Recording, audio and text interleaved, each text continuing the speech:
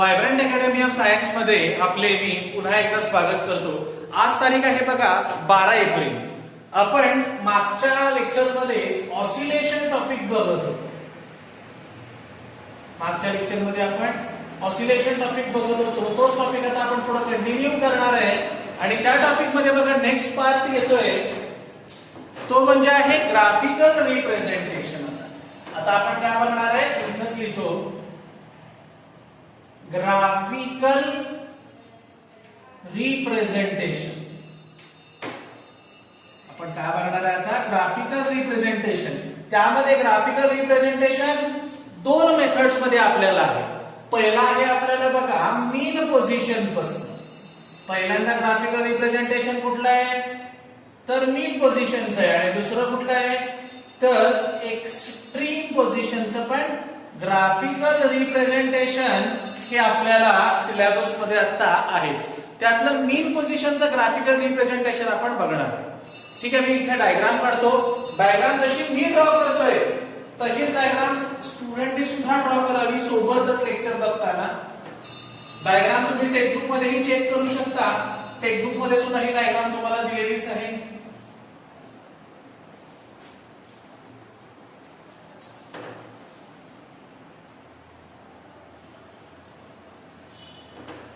बघा मी पहिल्यांदा बॉक्स काढून घेतलेले आहेत. नीट चेक करा बघा. 1 2 3 4 आणि 5. मी किती लाईन्स ड्रॉ केले आहेत रे 5 लाईन्स ड्रॉ केलेले आहेत. मी किती लाईन्स ड्रॉ केले आहेत 5. मी इथं लिहितो 0 0 0. पहिला मी काय लिहिलं चेक करा सगळीकडे. मी तिन्हीकडेही पहिल्यांदा 0 0 0 लिहिलं. आपण डायग्राम बघतोय ग्राफिकल रिप्रेझेंटेशन मीन पोझिशनच्या बाबतीत आपण बघायला लागलोय. त्याच्यानंतर मी पहिल्यांदा देणार आहे टाइम पिरियड. तो म्हणजे इथे येणार आहे T/4 T/2 T/4 T/2 3T/4 आणि T. बघा मी टाइम पिरियड काय दिलाय बघा T/4 T/2 3T/4 आणि T. टाइम पिरियड म्हणजे मी मागच्याच लेक्चरला डेफिनेशन बघितलेली आहे टाइम पिरियडची. आणि टाइम पिरियडची डेफिनेशन काय एक वेव्ह कंप्लीट व्हायला लागणारा वेळ म्हणजे काय असतो टाइम पिरियड. ही पूर्ण एक वेव्ह कंप्लीट व्हायला किती वेळ लागतोय तर टाइम टी लागतोय. किती वेळ लागतोय टाइम टी लागतोय. मग हे किती आहे निम्मी वेव्ह व्हायला किती वेळ लागेल तर लागेल T/2. समजतंय का. मग मी T/2 इथे दिसतंय बघा T/2.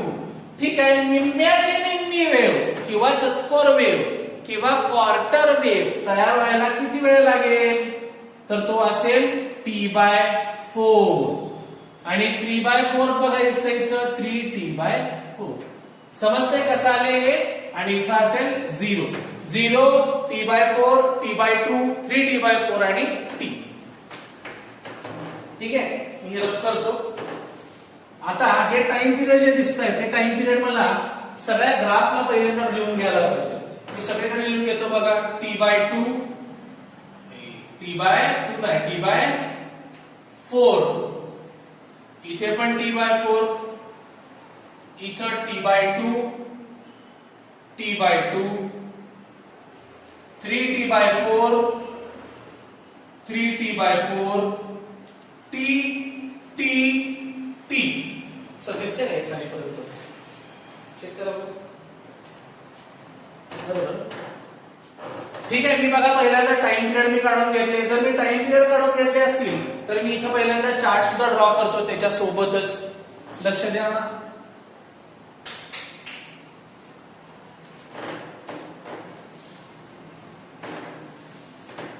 हे सगळं पेपरला डायरेक्टली 4 मार्क क्वेश्चन आहे.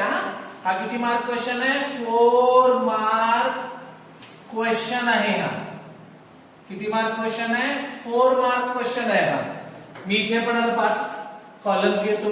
1 2 3 4 आणि वरती घेतो 5. ठीक आहे. मी 5 कॉलम घेतलेत. 1 2 3 4 5 6 7 रो घ्यायचे. 1 2 3 4 5 1 2 3 4 5 6 शेवटची 7वी इथं घेतो बघा 1 2 3 4 5 6 7 ठीक आहे डायग्राम मध्ये बघा एकदा परत एकदा 0 t/4 t/2 3t/4 आणि t मग पहिल्यांदा घेऊया इथं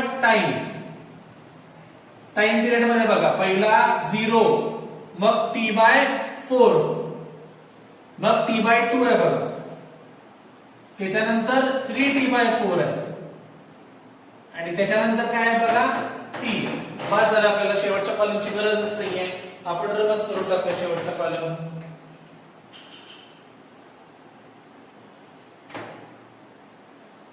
बघा शेवटचा कॉलम रब करून टाकला गरज नाही बघा किती कॉलम्स आहेत 1 2 3 4 5 आणि रोज किती आहेत 1 2 3 4 5 6 ठीक आहे हे झालं टाइम पिरियड मी जसं टाइम पिरियड दिसतंय तसं मी टाइम पिरियड लिहून घेतलंय नंतर मी घेतो बघा फेज मी काय घेतलं आता फेज लक्ष द्या एक फेज ही एक वेव्ह दिसते नीट लक्ष दे एक वेव्ह पूर्ण व्हायला लागणारा जो टाइम असतो त्याला म्हणतो आपण टाइम पिरियड टी तशीच एक वेव्ह पूर्ण व्हायला लागणारा जो फेज आहे त्याला म्हणणार आहे आपण 2 पाय किती म्हणणार आपण त्याला 2 पाय फेज किती लागते 2 पाय फेज किती लागते 2 पाय मग हे जर 2 पाय असेल तर हे काय असणार आहे पाय ह्याचं निम्म काय असेल π/2 आणि या दोघांचं निम्म काय असेल 3π/2 समजतंय का इथं काय असणार आहे 0 π/2 पाय 3π/2 आणि 2π चला पलीकडे लिहून घेऊया 0 π/2 पाय 3π/2 आणि 2π हे झाले बघ फेज बघ टाइम घेतलाय मी आणि नंतर मी घेतलीये फेज इथे पण डायग्राम मध्ये मी मार्क करू शकतो मी डायग्राम मध्ये पण मार्क करतो आपल्याकडे आहे का लाल पेन आहे का बरं लक्ष द्या मी इथे पण फेज मार्क करतो इथं 0 इथं काय असणार आहे π/2 इथं काय असणार आहे पाय इथं काय असणार आहे 3π/2 आणि इथं काय असणार आहे 2π ठीक आहे हे सेम खाली पण असेल मी इथे लिहित नाही मुद्दामून कारण की मी फारच मग गिजबिट होऊन बसेल आता ह्याच्यानंतर बघा अजून 3 कॉलम रिकामी दिसत आहेत 1 2 3 आपण टाइम आणि फेज दोन्ही घेतले आता मी याला म्हणतो हे जो पहिला ग्राफ दिसतोय हा आहे डिस्प्लेसमेंट हा कशाचा ग्राफ आहे डिस्प्लेसमेंटचा ग्राफ हा ग्राफ कशाचा आहे आता मी जो ड्रॉ करतोय हा खालचा हा आहे वेलोसिटी हा कशाचा आहे वेलोसिटी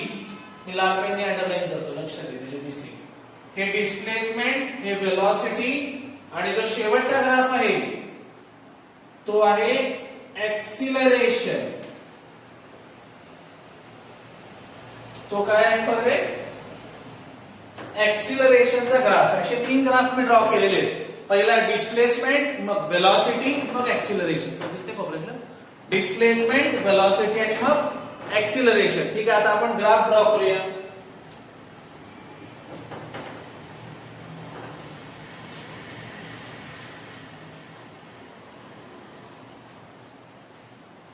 हा पहिला ग्राफ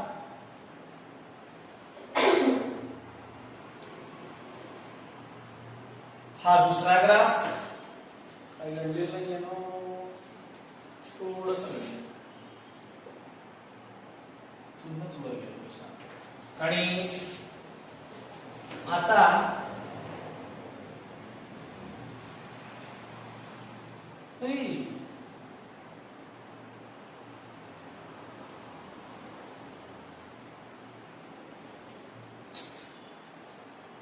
लक्ष द्या हा आहे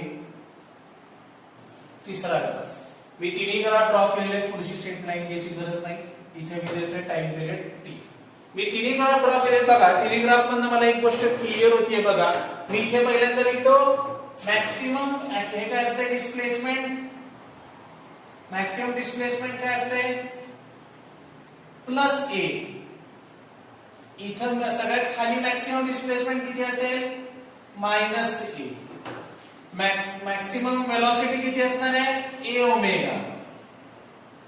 मी इथे लिहितो मायनस ए प्लस ए. सगळ्यात कमी वेलोसिटी किंवा सगळ्यात निगेटिव्ह वेलोसिटी किती असणार आहे? मायनस ए ओमेगा.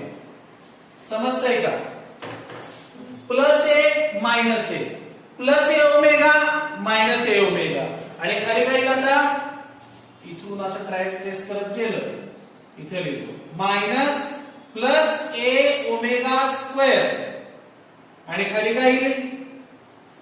मायनस ए ओमेगा स्क्वेअर. ठीक आहे. मी मॅक्सिमम डिस्प्लेसमेंट प्लस ए, मिनिमम डिस्प्लेसमेंट 0, किंवा आठवते का हे मीन पोझिशनला डिस्प्लेसमेंट 0 आहे. इकडे गेलो प्लस ए, इकडे गेलो मायनस ए. समजतंय का?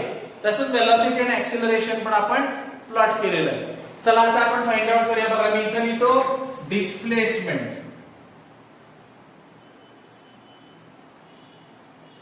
मी इथे लिहितो वेलोसिटी, आणि मी इथे लिहितो ऍक्सिलरेशन. ठीक आहे. एक स्क्रीनशॉट घ्या म्हणजे मी फेसचं तुमच्या बुक मध्ये येईल. डिस्प्लेसमेंट, वेलोसिटी आणि ऍक्सिलरेशन. आपण तिन्हीचे पण फॉर्म्युले लिहून घेऊया आता.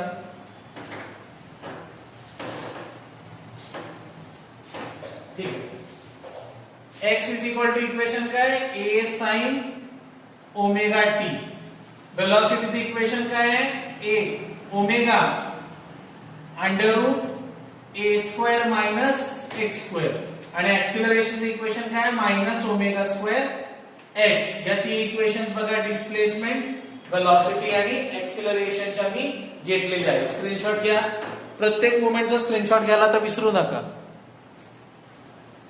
ठीक आहे. आता मी डिस्प्लेसमेंट इथं लिहितो. बघा मला सांगा, जेव्हा टाइम पिरियड 0 आहे, फेज पॉइंट 0 आहे, तेव्हा डिस्प्लेसमेंट किती आहे? जेव्हा टाइम पिरियड 0 आहे, फेज पॉइंट 0 आहे, तेव्हा डिस्प्लेसमेंट पण किती आहे? 0. तेव्हा वेलोसिटी किती होती? बघा वेलोसिटी जेव्हा टाइम पिरियड 0 दिसतोय, नीट लक्ष द्या, जेव्हा टाइम पिरियड 0 दिसतोय तेव्हा वेलोसिटी किती दिसते? ए ओमेगा. वेलोसिटी किती दिसते? ए omega.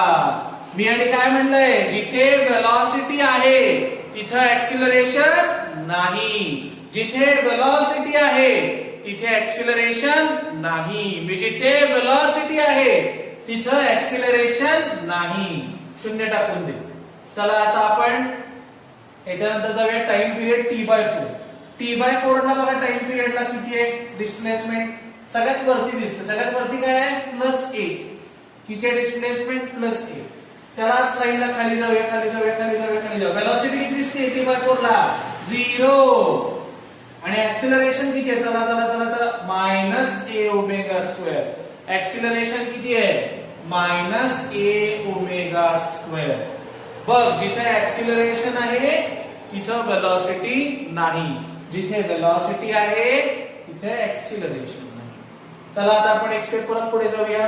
t/2 time period. t/2 time पिरियडला डिस्प्लेसमेंट किती आहे? 0 मध्ये आहे. वेलोसिटी किती आहे? हे बघ खाली दिसते इथं. 0 नाही, खाली किती आहे? मायनस ए ओमेगा.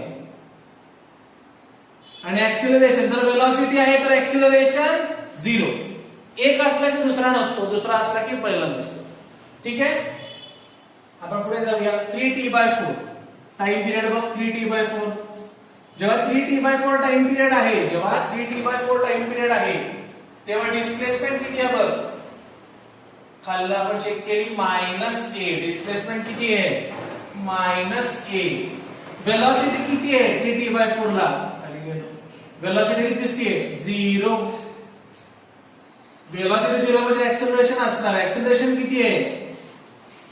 प्लस ए ओमेगा स्क्वेअर. किती ऍक्सिलरेशन? ए ओमेगा स्क्वेअर. ठीक आहे. हे काढलं आपण 3t/4 पर्यंत. आता आपण जाऊया टाइम पिरियड टी ला. टाइम पिरियड टी ला डिस्प्लेसमेंट किती आहे? इथे किती डिस्प्लेसमेंट? 0. लिहून टाकतो. वेलोसिटी किती आहे बघ? सगळ्यात वरती दिसतोय ग्राफ. वेलोसिटी किती आहे? ए ओमेगा.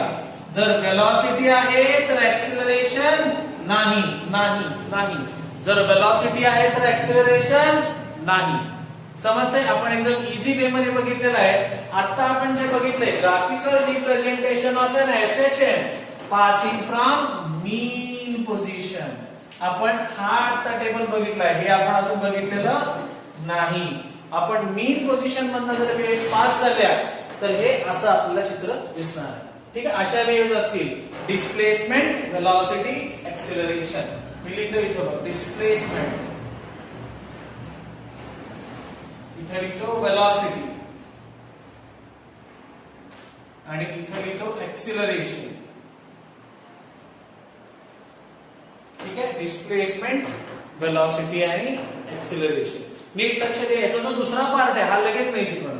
याचा दुसरा पार्ट जर शिकवला एक्स्ट्रीम पोझिशन ते पण दिसायला लागला आकाश येते तर सगळंच कन्फ्युजन होऊन बसेल. ठीक आहे. पहिला याचा स्क्रीनशॉट घ्या.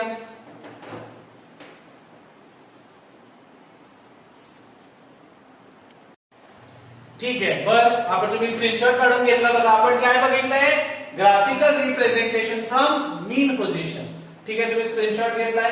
आता मी इकडचा चार्ट हा रब करतो आणि त्याच्यानंतर मला या सगळ्या गोष्टीवरती कन्क्लुजन्स लिहायचे. कन्क्लुजन्स काय लिहायचे? कन्क्लुजन लिहायचे मला या सगळ्या चार्ट वरती. ते कन्क्लुजन्स मी लिहून घेतो. ठीक आहे. हे रब करून टाकतो.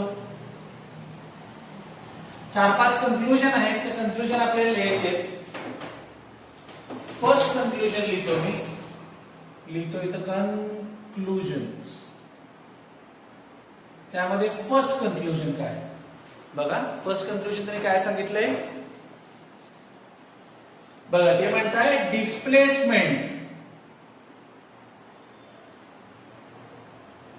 त्याच्यानंतर वेलॉसिटी अँड ऍक्सिलरेशन. हे डिस्प्लेसमेंट, वेलॉसिटी आणि acceleration all are periodic in time. सगळे ग्राफ हे पिरियॉडिक इन टाइम आहे. म्हणजे जर हीच वेव्ह पुढे गेली तर परत अशीच बिहेव करेल. म्हणजे ही वेव्ह अशी अशी अशी अशीच जाईल. ही वेव्ह अशी अशी अशी अशी जाईल आणि ही वेव्ह कशी जाईल अशी अशी अशी अशीच जाईल. म्हणून आपण म्हणले displacement, velocity and acceleration all are periodic in time. हा आपलं पहिलं नोटेशन आपण सांगितलेलं आहे. त्याच्यानंतर सांगितलंय डिस्प्लेसमेंट, ऍक्सिलरेशन.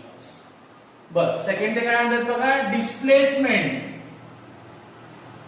लक्ष द्या महत्वाचं आहे. डिस्प्लेसमेंट आणि ऍक्सिलरेशन हे दोन्ही साइन कर्व आहेत. हे कसले आहेत? साइन कर्व आहेत. डिस्प्लेसमेंट आणि ऍक्सिलरेशन हे दोन्हीही साइन कर्व आहेत. तर वेलॉसिटी हा कोसाइन कर्व आहे. हे तुम्हाला मॅथ्स मध्ये येईल. हे जे असे दिसत आहेत ना तुम्हाला हे साइन कर्व्स आहेत किंवा हे असे दिसत आहेत. जे विचित्र दिसतात बघा. हे गळ्यातलं घालतात ना मुली वगैरे, ते गळ्यातलं ब्रेसलेट दिसतंय बघा. गळ्यातली चेन अशी जर चेन आली तर ती असती कोसाइन कर्व. जी रेग्युलर वेव्ह तुम्ही बघता ती साइन कर्व असते. हे दुसरं. आता आपण बघूया तिसरं काय आहे. बर मी काय म्हणतो बघा. आता डिस्प्लेसमेंट आणि वेलॉसिटी. डिस्प्लेसमेंट आणि वेलॉसिटी मी म्हणतो फेज चेंज किंवा अँगल बिटवीन. लक्ष द्या. फेज चेंज किंवा अँगल बिटवीन डिस्प्लेसमेंट आणि velocity. Displacement and velocity is π/2. Displacement आणि वेलॉसिटी मध्ये π/2 अँगल आहे. डिस्प्लेसमेंट आणि वेलॉसिटी मध्ये π/2 फेज अँगल आहे. डिस्प्लेसमेंट आणि वेलॉसिटी मध्ये π/2 फेज अँगल आहे. डिस्प्लेसमेंट आणि वेलॉसिटी मध्ये π/2 फेज अँगल आहे. जर डिस्प्लेसमेंट आणि वेलॉसिटी मध्ये π/2 असेल तर वेलॉसिटी आणि ऍक्सिलरेशन मध्ये मी लिहितो इथे बघ फेज चेंज किंवा अँगल बिटवीन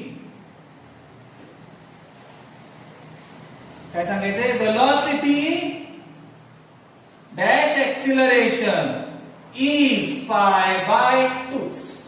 म्हणजे मी काय सांगितलंय, डिस्प्लेसमेंट वेलॉसिटी मध्ये पाय बाय 2 फेज अँगल आहे, तर वेलॉसिटी आणि ऍक्सिलरेशन मध्ये सुद्धा पाय बाय 2 फेज अँगल आहे. डिस्प्लेसमेंट आणि वेलॉसिटी मध्ये पाय बाय 2 फेज अँगल आहे, तर वेलॉसिटी आणि ऍक्सिलरेशन मध्ये सुद्धा पाय बाय 2 फेज अँगल आहे. टेक्स्टबुक मध्ये हे आहे, ग्राफच्या खाली नीट चेक करा. आणि शेवटचं स्टेटमेंट, आता कन्क्लुजन दिसतंय वाटतं, शेवटचं, जर डिस्प्लेसमेंट आणि वेलॉसिटी मध्ये पाय बाय 2 आहे, वेलॉसिटी आणि ऍक्सिलरेशन मध्ये पाय बाय 2 आहे, डिस्प्लेसमेंट आणि वेलॉसिटी मध्ये पाय बाय 2 आहे, वेलॉसिटी आणि ऍक्सिलरेशन मध्ये पाय बाय 2 आहे, तर डिस्प्लेसमेंट आणि ऍक्सिलरेशन मध्ये किती असेल? डिस्प्लेसमेंट आणि वेलॉसिटीचा पाय बाय 2, वेलॉसिटी आणि ऍक्सिलरेशनचा परत pi by 2. Pi by 2 plus pi by 2, 2 pi by 2, 2 2 cancel, राहिलं काय? पाय. म्हणजे मी लिहितो फेज अँगल बिटवीन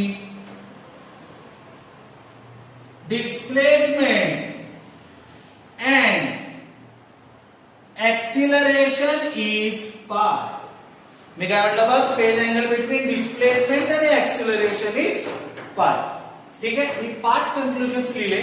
आता तू घरी आज होमवर्क हे सगळं एक्सप्रेशन, त्याचे ग्राफ, त्याचे कन्क्लुजन्स आणि त्याच्या हे फॉर्म्युलेस हे सगळं लिही, स्क्रीनशॉट घ्यायचा, तुम्हाला लिहायला बरं पडेल. टेक्स्टबुक मध्ये सुद्धा हे आहे, टेक्स्टबुकच्या काय बाहेरचा नाही आहे काय.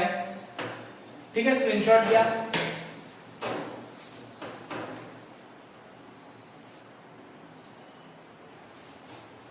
ठीक आहे, याचा उर्वरित भाग आपण पुढच्या लेक्चरला बघूया. उद्या तारीख आहे 13 एप्रिल. उद्या पाडवा आहे, पाडवानिमित्त उद्या सुट्टी राहील क्लासला.